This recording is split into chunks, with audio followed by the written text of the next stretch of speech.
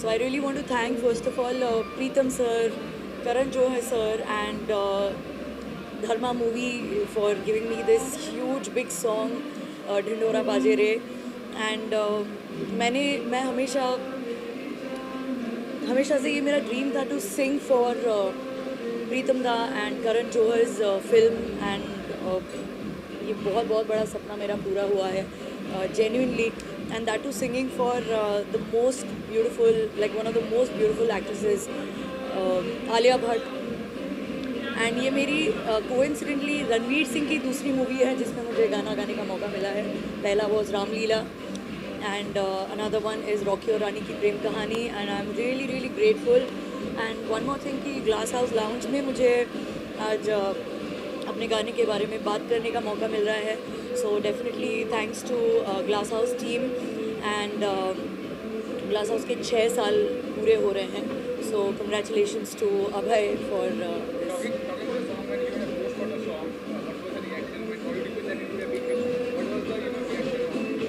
मैंने जब गाना गाया I have like a sweet small story to share कि जब मैं प्रीतम दा का कॉल आया था मैं स्टूडियो गई गाना गाने के लिए. जब गाना गा के मैं गुजरात वापस लौटी there was some show that I had to go for. मैं वहाँ गई बड़ौदा में और काली माँ का मंदिर है पावागढ़.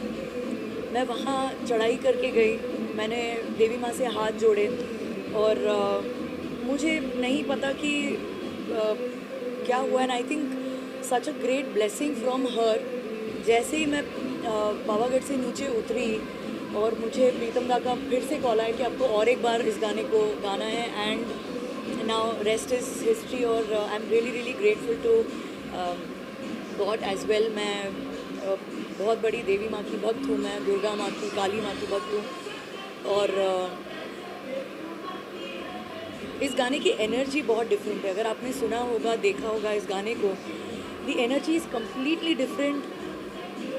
जिस तरह से देवी माँ की मूर्ति दिखाई गई है गाने में उसकी एक एनर्जी बहुत अलग है. एंड जब मैंने इस गाने को गाया I had something different in my mind. बहुत ही अलग एक वाइब्रेशन के साथ मुझे आई कुड फील कि दुर्गा माँ उनके आशीर्वाद there was something that some kind of energy which was around me. और मैं तो बस माथा टेकने मुझे और एक बार जाना है थैंक यू कहने के लिए.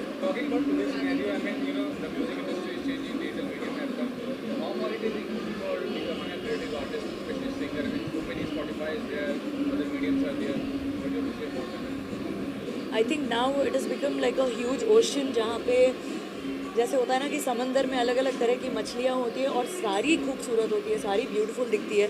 उसी तरह से now music industry has become an ocean जहाँ पे आप रियलिटी शो से देख लो कि इतने अच्छे अच्छे सिंगर्स आ रहे हैं. प्लेबैक सिंगिंग में भी बढ़िया सिंगर्स हैं. मतलब जितने भी अलग अलग प्लेटफॉर्म से आ रहे हैं उन्हें भी प्लेबैक सिंगिंग का मौका मिल रहा है. एंड कोई जैसे अपने इंडिविजुअल इंडिपेंडेंट म्यूज़िक के साथ आगे आ रहा है इंडस्ट्री में, कोई कोलैब करके आगे आ रहा है, कोई इंस्टाग्राम से फेमस हो रहा है. And you know there are so many stars who are born on Instagram. और जितने भी अलग अलग सोशल मीडिया प्लेटफॉर्म्स हैं उस पर भी म्यूज़िक जो है वो नया नया म्यूज़िक लोगों तक पहुंच रहा है, पूरी दुनिया तक पहुंच रहा है. एंड सबसे बेस्ट पार्ट ये है कि you know the world has come so closer कि जितने सारे लोग हैं कोलैबोरेट कर रहे हैं. National you know regional artist और जितने भी प्लेबैक सिंगर्स हैं उनके बीच कोलैबोरेशंस होते हैं. वर्ल्ड वाइड आर्टिस्ट के साथ कोलैबोरेशन हो रही है और you name anything and that's there and everything is famous and popular and hot. So I think जैसे आपने ऑडियो प्लेटफॉर्म्स की जैसे बात करी तो ऑडियो प्लेटफॉर्म पे भी लोग अपने एल्बम्स लॉन्च कर रहे हैं, ईपीज़ क्रिएट कर रहे हैं. सो आई थिंक गिनती तो बहुत बड़ी है एंड आई थिंक बहुत अच्छे गाने बन रहे हैं, बहुत सेंसिटिव गाने भी बन रहे हैं. And there are so many different audiences और लिसनर्स जिनको अलग अलग जॉनर्स के गाने सुनने हैं. And there are song makers, music makers जो उन हर एक जॉनर के लिए गाना बना रहे हैं. तो आई थिंक हर एक जॉनर को अपनी एक ह्यूज ऑडियंस है अपने पास. अगर बात करें इंडियन आइडल की आपने कुछ रीज़न पे जो कुछ कर दिया तो 5 लाख रन अप रहेगा उसका क्या उसके लिए मैं ट्रायल एंड एरर बेसिस पे और अपनी गलती से ही सीखना और सीख के फिर आगे जाना। तो आई थिंक ये मैंने जो रियलिटी शो में जो एक एक्सपेरिमेंट हुआ था, एक्सपेरिमेंट मैंने किया था कि शायद मैं ये गा कर देखूँ, विच डिडंट वर्क। दूसरे सीज़न में मैं और थोड़ा आगे गई एंड शायद वो काम नहीं किया। उसके बाद मेरे पास इनफ गलतियाँ थी सीखने के लिए एंड फिर मैं इंडियन आइडल 5 सीज़न 5 में गई और हर सीज़न में मेरे कॉलेज के फाइनल एग्ज़ाम्स आते गए, तो हमेशा मैंने संगीत को चुना एंड स्टडीज़ को मैंने फिर अपने हिसाब से, जैसे केटी स्टूडेंट्स के साथ में बैठती थी एग्ज़ाम्स देने के लिए। शाहरुख खान और रणवीर सिंह में क्या फ़र्क दिखा आपको? पहला मूवी आपका शाहरुख खान के साथ था। आपकी सॉरी आवाज़ नहीं आ रही। शाहरुख खान की मूवी में पहला सॉन्ग आपका था सभी लोगों में, और रणवीर सिंह के साथ आपने भी काम किया, तो दोनों में क्या फ़र्क था? रणवीर सिंह की मूवी जो रामलीला थी वो 2013 में थी और उड़ी उड़ी जाए जो रईस मूवी का गाना आया था वो 2017 में आया था।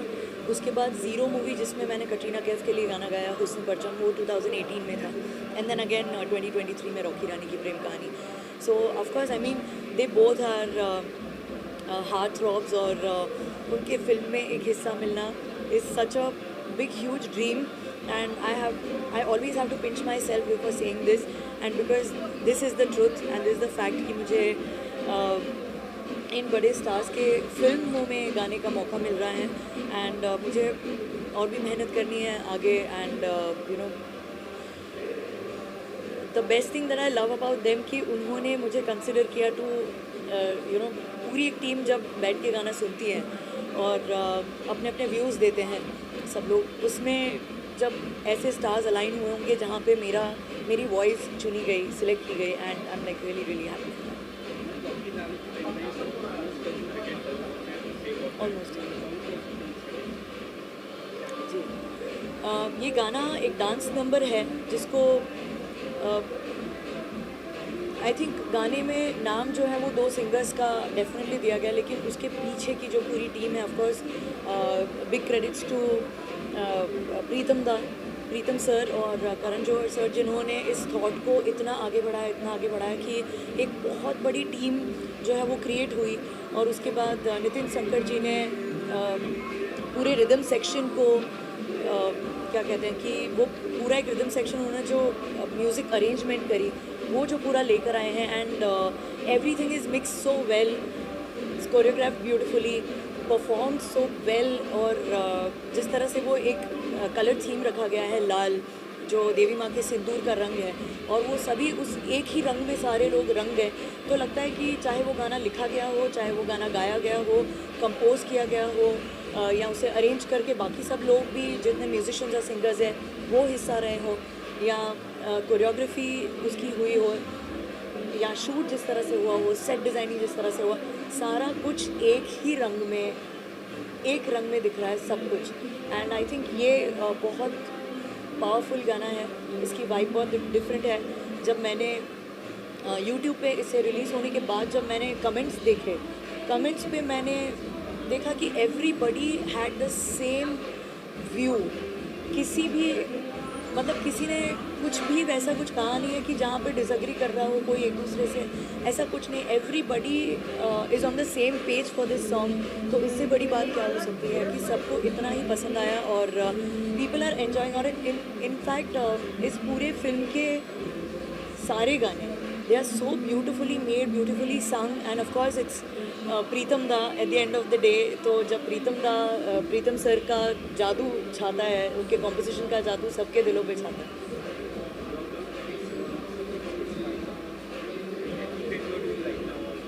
नेक्स्ट प्रोजेक्ट्स में जी एक दो मूवीज़ हैं which are lined up and I think उसे भी बड़े अच्छे से प्रमोट किया जाएगा, I am definitely sure. And इस बार ही मैं प्री नवरात्रि ऑस्ट्रेलिया के लिए जा रही हूँ परफॉर्म करने एंड यूएसए और कनाडा जा रही हूँ मैं प्री नवरात्रि। एंड नवरात्रि के लिए I will be performing in Borivali, Bala Saheb Thackeray ground जो है उस ग्राउंड में मैं परफॉर्म कर रही हूँ। And I think it's a huge opportunity for me कि फिर से और एक बार, जैसे मैंने 2010 से शुरू किया था नवरात्रि में यहाँ पे परफॉर्म करना, फिर से इस बार इतने सालों से 7-8 साल मैंने कॉन्स्टेंटली परफॉर्म किया and now again this year I will be performing again in Mumbai. Lastly, if you can sing Dunia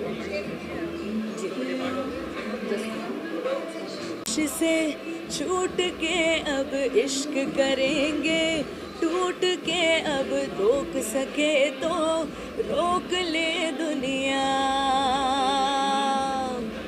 अरे इश्क किया तो शर्म क्या जी, इश्क से बढ़ के कर्म क्या, अब टोक सके तो टोक ले दुनिया।